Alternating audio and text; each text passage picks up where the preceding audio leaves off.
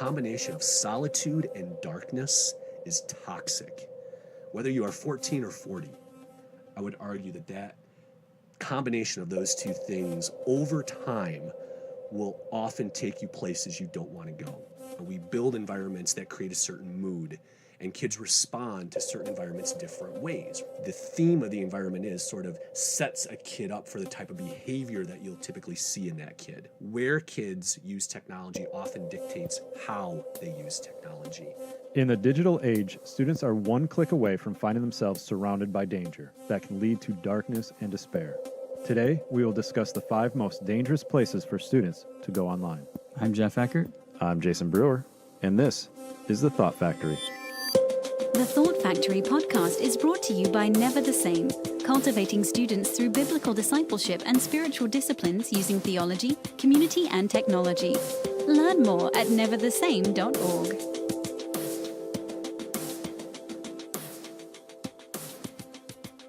Well, welcome to Season 6 of The Thought Factory. We are grateful and thankful that you have decided to join us today for this episode of The Thought Factory. Thank you for those who have joined us in the past for the last 5 seasons, but today is the first episode of the 6th season of the Thought Factory podcast, and we are excited to get this season rolling. Today we are discussing the life online, and we have a guest in studio for the next 2 episodes. You may know him as Chris McKenna from Protect Young Eyes.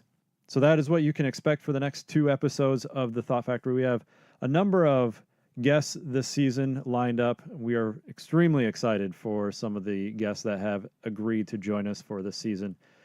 Thought Factory is a weekly podcast for those who are working with students, who are leading students. It involves parents, youth workers, youth pastors, youth leaders, teachers, anyone who has some sort of influence in a middle school or high school student.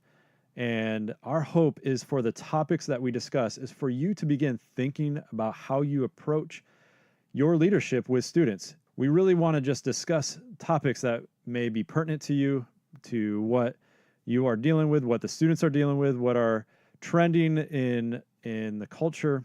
And we are just a combination of discussion with experts, because Jeff and I are not experts in every aspect of youth ministry, but we want to bring in the voices of experts to discuss some of these topics, as well as looking at the research that we have conducted this past year with over 3,000 students and about 500 adults, just asking them various questions on topics that pertain not only for our interest, but also what we think would be interesting to you. So again, we are thankful for you.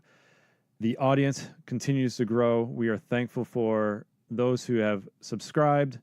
You can subscribe on iTunes. You can go to YouTube and find all these episodes. Just search Thought Factory Podcast, and you should be able to locate us on any of those platforms.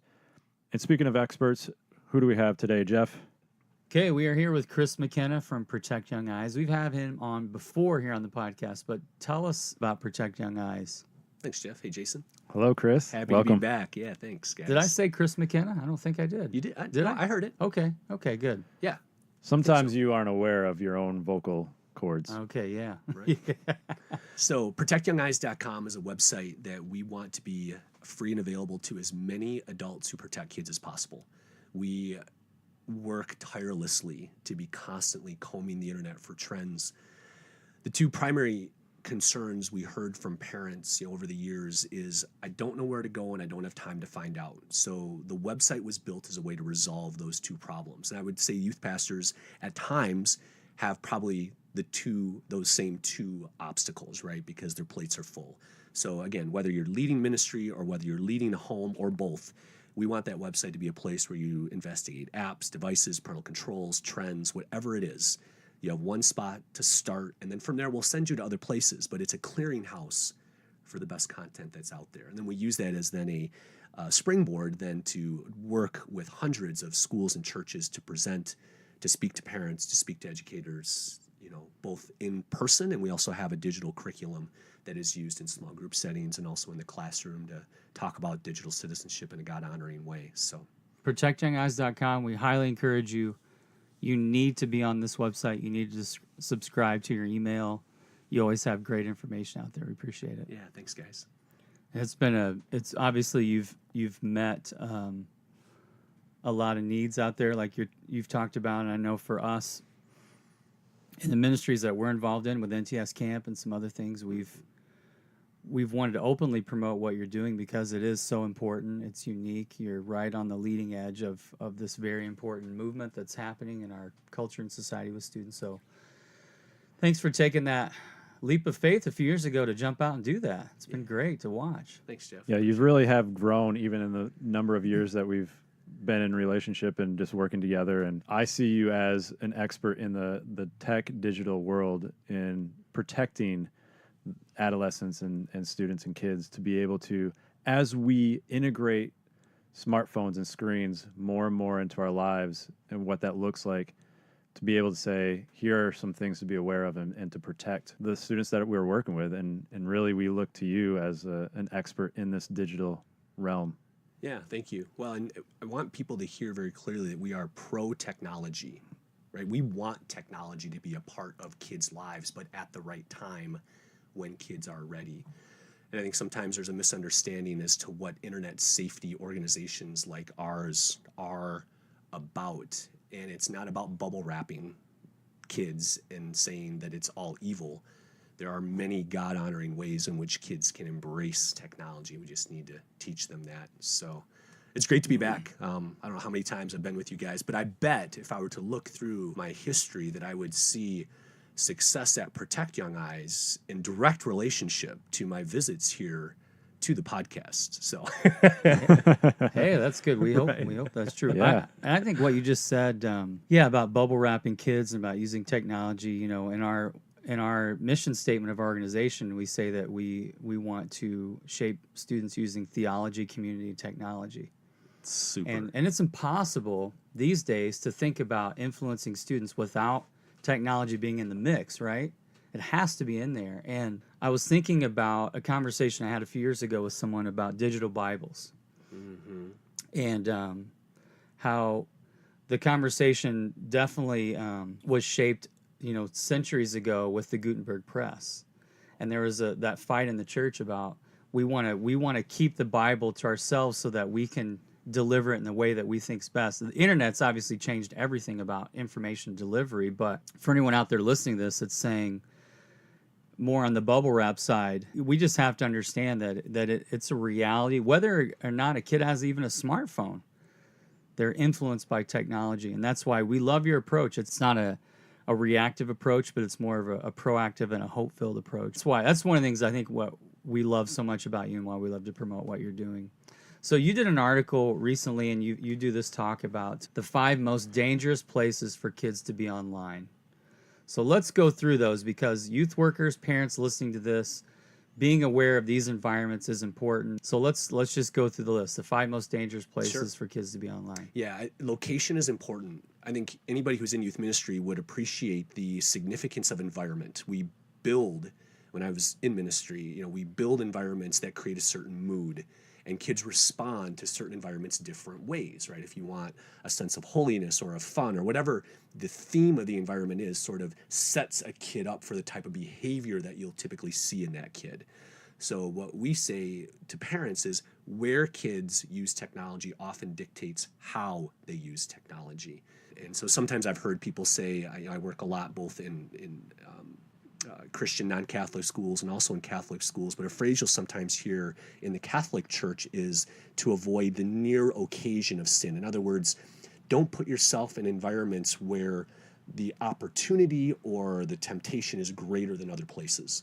And I would say the same is true with technology, because technology has a way of just pulling us in, and we don't need environment to facilitate what technology already does to create temptation. So the 5 places that we talk to parents about, first is bedrooms.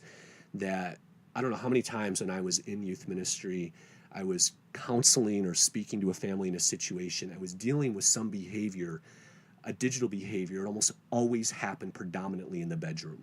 Like if a kid is going to make poor choices online, it's probably going to be in their room more often than not, because it's where they feel the safest. It's their kingdom, their domain. This is my spot.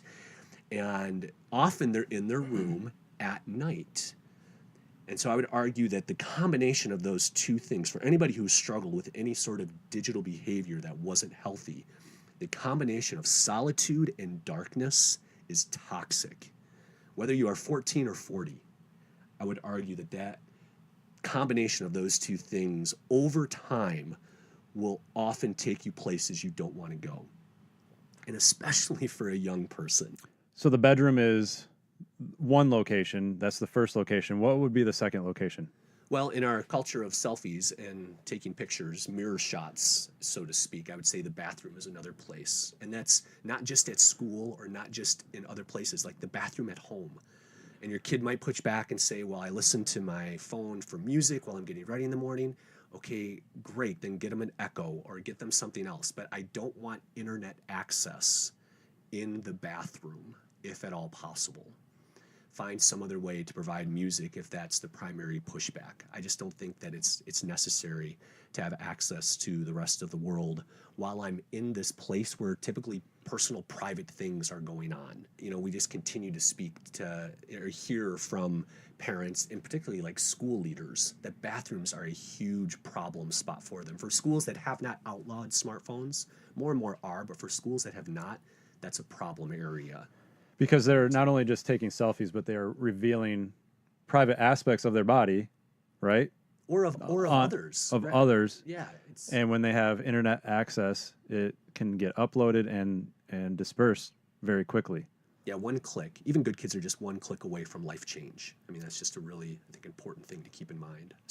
So yeah, and you think about it in terms of school, so they're going in there, and from a school official's perspective, even the amount of time, it's going to extend the amount of time you're out of class because you're in there catching up on your social media, doing whatever, and no one really knows what's going on in their lives. Yeah, interesting. Okay. Well, after the break, we will find out the rest of the list, the other 3 places that are dangerous for students to be online right after this. Hey, Dan Seaborn here from Winning at Home. I've had the privilege of being friends with Jeff and Jayson. Jeff, known as a youth pastor comrade for many years. Jayson effectively made a difference in my daughter's life. Let me just say something. This thing they've developed, the NTS camps, never the same. I believe that statement's so true. These guys are pouring their heart and soul in to make a difference in the lives of teens and effectively in the lives of parents as well. And I want to encourage you, I endorse them fully. Get your kid to these camps, because if they go there, they won't be the same. They will come home with a different attitude, different spirit. Everything you're looking for, that's what they're going to come home with. And so I challenge you as a parent. I challenge you even as a teen. Consider it, because I believe this will make a mark for the kingdom and a mark in your life. Check it out. I highly encourage you to pursue this, because I believe it will be effective in furthering the walk of your family with the Lord Jesus Christ. All right, Chris McKenna, Protect Young Eyes. We're talking about the 5 most dangerous places for kids to be online. You've talked about the bedroom and the bathroom, number 1 and 2. What's the third place? I would say that number 3, I'm trying to think if there's a sequence here in terms of worst to least worst. It's hard to do that sometimes. I would say maybe third in terms of risk would be sleepovers. You know, I was a kid that grew up, in the 80s, and I loved sleepovers. You know, I'd go to kids' houses, neighbors, friends, spent the night as often away. And it probably had to do with the fact that I was the oldest of 7 children. So getting out of my own house was almost a goal of mine to enjoy some time with friends that had less chaotic situations. But I think sleepovers have a different risk profile today with the advent of the internet than they did before. And again, it gets to the point of they're with a group of friends, they're up late, there are fewer rules when it comes to sleepovers, they're typically less supervised, and all of that just creates, again, these sort of toxic temptations that a lot of kids, and we all know, working with kids, wisdom isn't always the top of their gifts at that age. Neurology would support why that is in terms of their brain development. You're saying it in a very nice way. I would put wisdom probably at the bottom of the list. having students of my own, right? Yeah, non-existent, not on the list. Left yet. outside. Yeah. If they have any, it's a bonus. But there's a lot of neurology that would prove to us, the reasons why, right? Their brains just aren't shaped in a way in the front yet to make those sort of should I kind of decisions. So again, it's an environment that I think just is ripe for making poor choices. Well, you're also inviting in a level of influence with their friends. And so when they're together with their friends, the influence of behavior starts to increase instead of when they're by themselves in the bedroom. Definitely. And the risk multiplies when you put more kids together. One of the problems that sometimes comes up, it's a different post, is you may have your house network locked down and your own kid's device is maybe controlled with Circle or Covenant Eyes or something. But when you bring kids in, if you're not confiscating those phones, you now have data plans that are not navigated by or governed by the network controls you have. That kids are exposing other kids at sleepovers to pornographic or other content.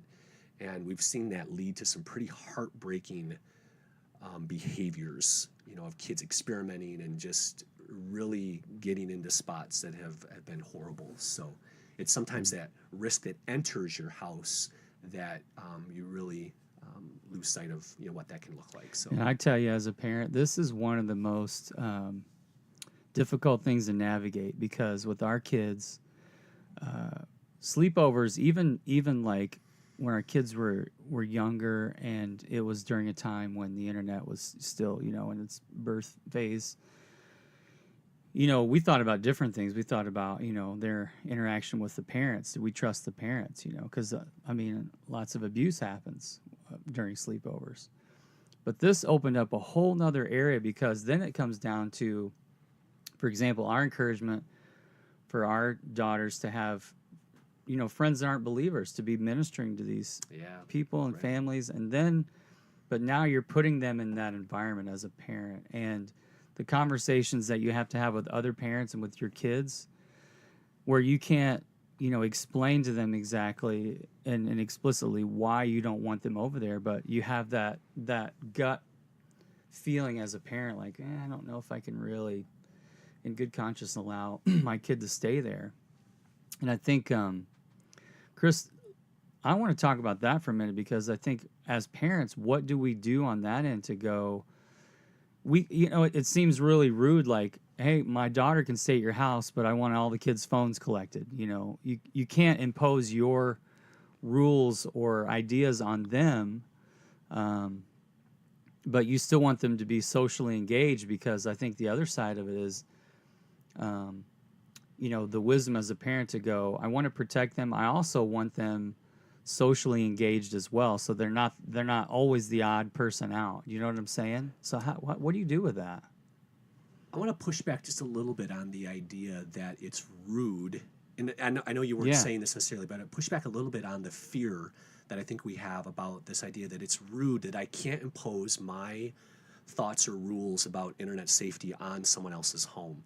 Because I think that there's a disproportionately high amount of fear that's attached to something that we should be okay doing. Yeah. I think the enemy wants to make us afraid of that conversation. When at the end of the day, okay, pray for a non-judgmental spirit and make sure you're in a spot where you're not wagging a finger of I know best. But to look at another, if a mom to mom to, or dad to dad, and say, you know what, I've learned a few things about, this particular social media platform, or I just went to a presentation and learned some things about pornography or whatever it was, and we've changed some rules in our house that look like this. I'm trying to put my kid in environments that mirror some of these things. Now, I know every house does things differently, but could you just give me a little bit of comfort around, if my daughter is going to be spending time with yours, what kind of devices do you have? I'm not trying to say you've got to take them all away. I just give me some information so that I can make an accurate risk assessment about where I'm putting my daughter.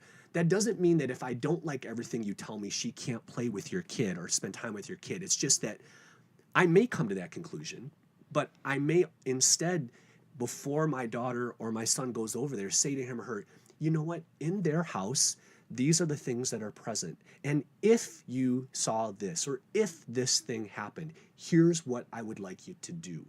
And give them the tools to know what to do when things happen. Go through all the if and thens, and then give them what they should actually do so they're not stuck and floundering. So I think it's okay to ask for a little more information about the places where our kids are spending time, especially in times like summer break or Christmas break where kids are spending a lot more time with each other. I mean, when I was a kid, my parents, and I think I've said this on other podcasts maybe, but my parents just kind of needed to know one thing. Do you have Showtime, Cinemax, or HBO? And if the answer to that question was no, then I was pretty much okay to go over to their house.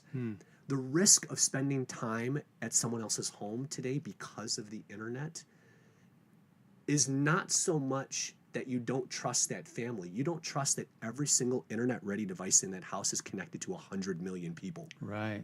So the risk profile is changed when kids get together. And I think all parents would generally agree with that it's not you calling out their house, it's calling out the culture we live in and just wanting to make decisions for my own kid that doesn't put them in a spot where they could get into trouble. Well, even the screen that you're talking about, the television, of asking about the cable networks that are available on television are not interactive like the internet. Yeah. You're not interacting with those actors and actresses. You're not interacting with the scene, but with the internet, you start to interact with people and live scenarios that could cause them harm. So you're trying to protect them from things that they shouldn't see for television, but it's now things that they shouldn't say and do and see and just be exposed to. So the internet is so much grander than protecting somebody from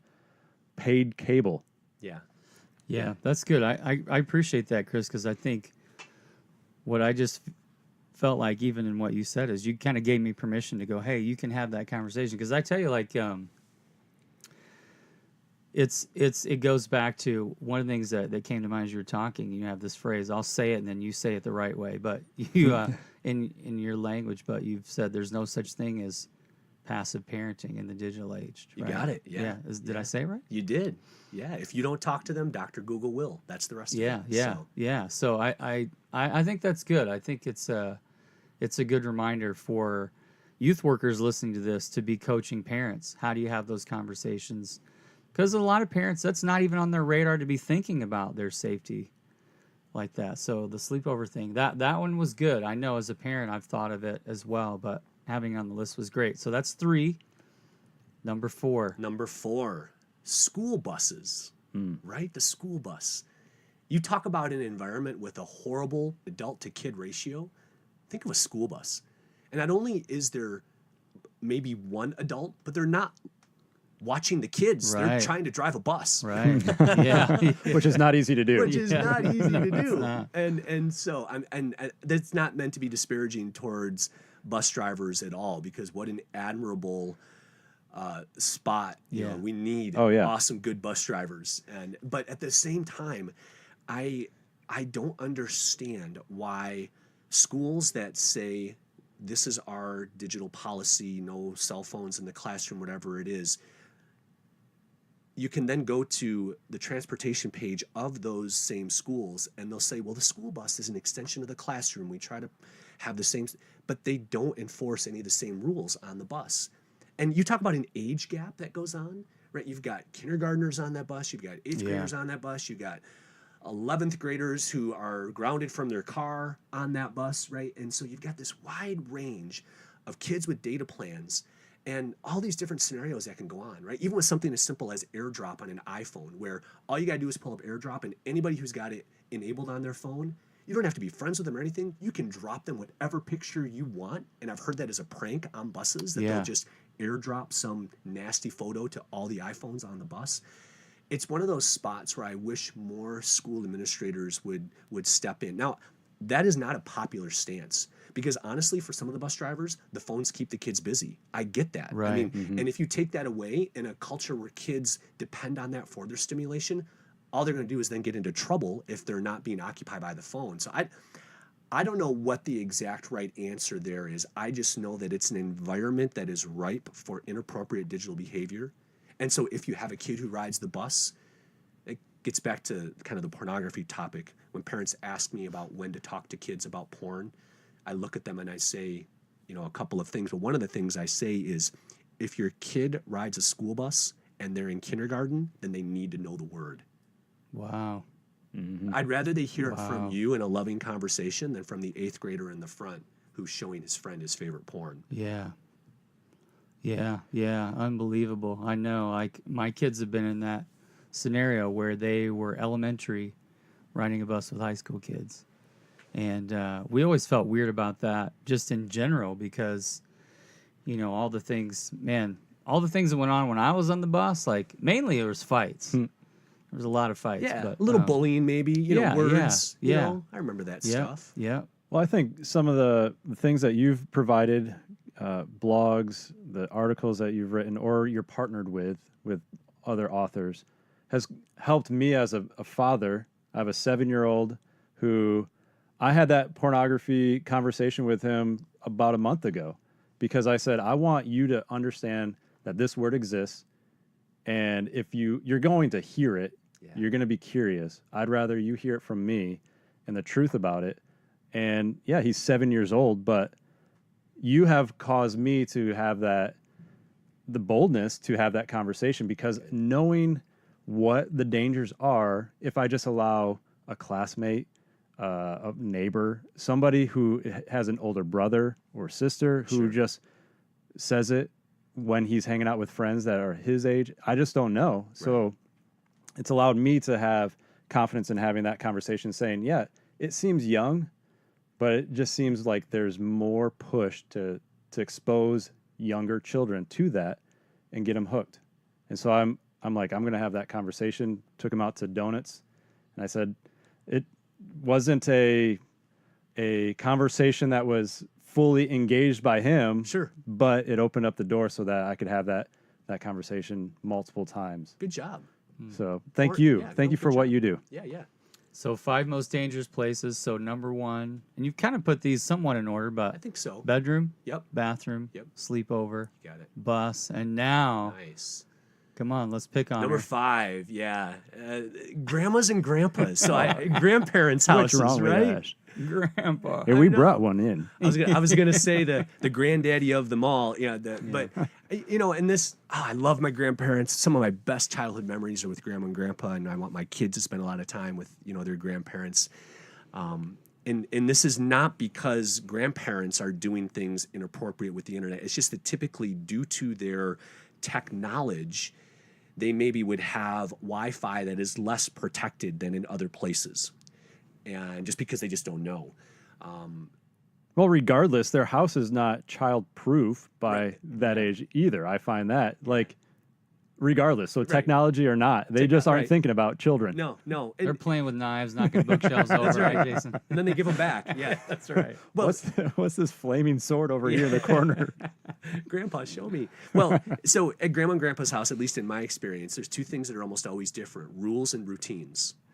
Right? So different rules and different routines in a different environment, again, creates a spot where my behavior is just naturally going to be different.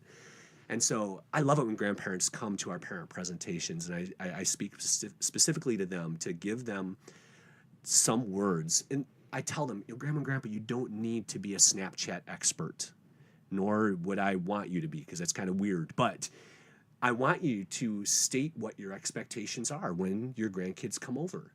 Sit them down, put a plate of cookies in front of them, and say, hey, listen, I don't know everything about that Instagram thing that you do or this or that, but if you can't show me, I'm like role-playing grandma right now, if you can't show me every word and every picture that leaves your phone through my Wi-Fi for the time that you're at my house, then we have a problem. Mm-hmm. And I just want you to know what my expectations are.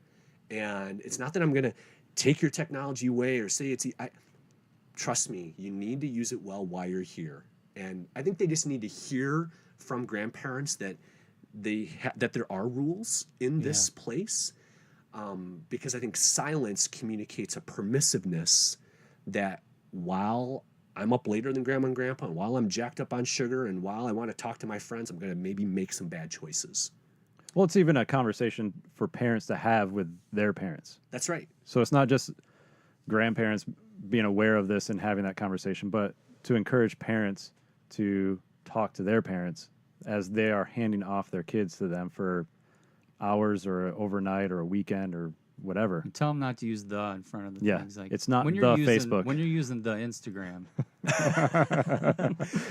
Well, and parents are sometimes the problem, because why does the kid have the device? Because mom and dad have decided that they have to stay in touch with their kid all the time. Yeah. So they've often given their child a device to go over to grandma's and grandpa's house. Make sure that whatever device you put in your kid's hands creates a safe experience for that child. Right. In addition to, wanting to text them while they're away. So That's excellent. And of all those, I mean, listing those in those orders, let's talk to youth workers here for a minute. They're listening to this. Youth workers, what's one or two things you would say to them about what they can do in regards to this list?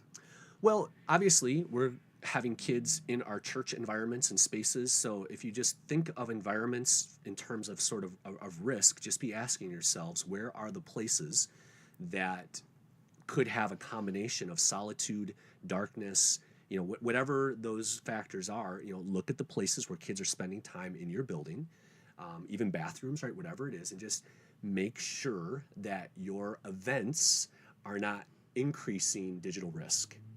And I would also say to make your, state your expectations, just like we said for grandma and grandpa, state them very clearly at the front of all events.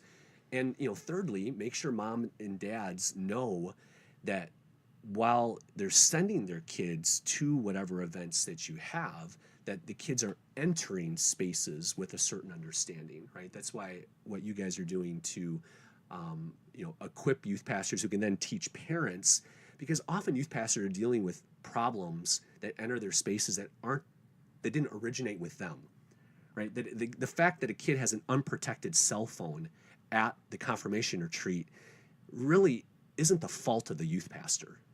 It's really the fault of parents who sent the kid to the confirmation retreat with that phone. And so again, and I know this is somewhat of a broken record, but just intentionally, persistently, consistently teaching families how to protect their kids so that you receive kids who have an understanding as to what that looks like.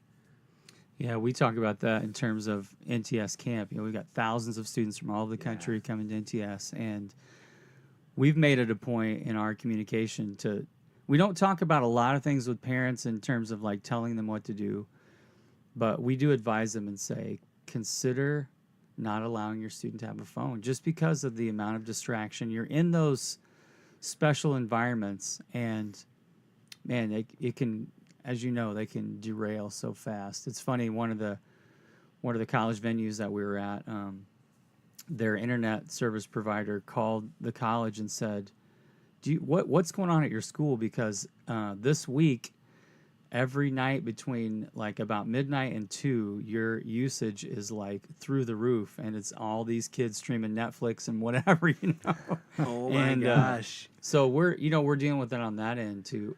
What we found for our environment is we want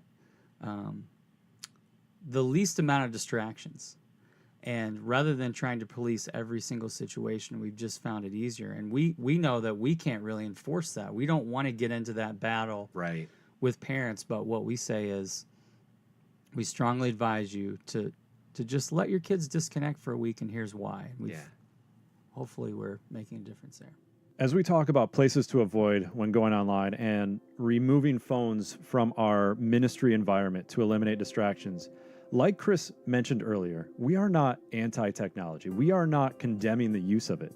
But what are the things we need to be aware of when we put a smartphone in the hands of a student?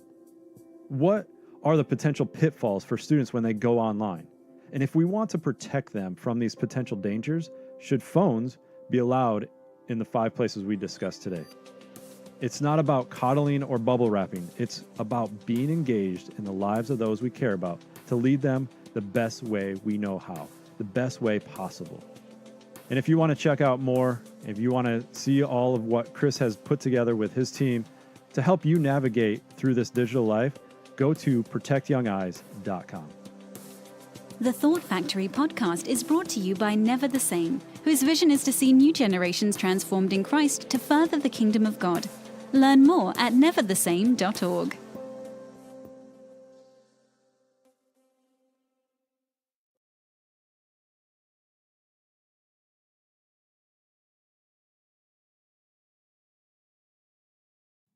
Well, welcome to the bonus segment of this episode. Typically, we take this time to talk about the upcoming event we call Claim Your Campus 2020, which will be held in the middle of the country on the weekend of July 4th in the year 2020. And we've made the decision after every episode in the last season until the event to take some time in this bonus segment after everything that we discuss is over with. And if you choose to continue to listen, thank you. But this is the time that we just kind of reveal details about this event, Claim Your Campus 2020, and kind of give some inside information. Well, the bonus segment is actually going to be probably shorter than normal because the entire team is in a remote location in the country, Florida, and is meeting with the entire leadership. There's about 40 plus ministry leaders that are gathered right now discussing this and planning this event. So I mentioned that because by next week and the number of weeks following, there will be so much more information about Claim Your Campus 2020. There will be more exciting details that probably are being discussed right now. And so I just encourage you to look forward to these bonus segments anytime that we release an episode. And if you are new with us and you have not heard of what Claim Your Campus 2020 is all about, it is a national gathering of students on the weekend of July 4th, 2020, in the center of the country, Lacine, Kansas, which is a short distance away from Kansas City. And we are gathering students to unite them in prayer, to really empower them to pray for their school, to share their faith, and to care for their community. And so it's a multifaceted event, but ultimately we are wanting them to go home and seek God and taking responsibility to pray for their school campus, for the issues that they may see happening on a daily basis, and say, I want to seek God and ask for him to bring change and transformation amongst my school campus. And if you want to get involved, if you want more information, you can find us on Facebook, Claim Your Campus 2020, or you can go to claimyourcampus2020.com.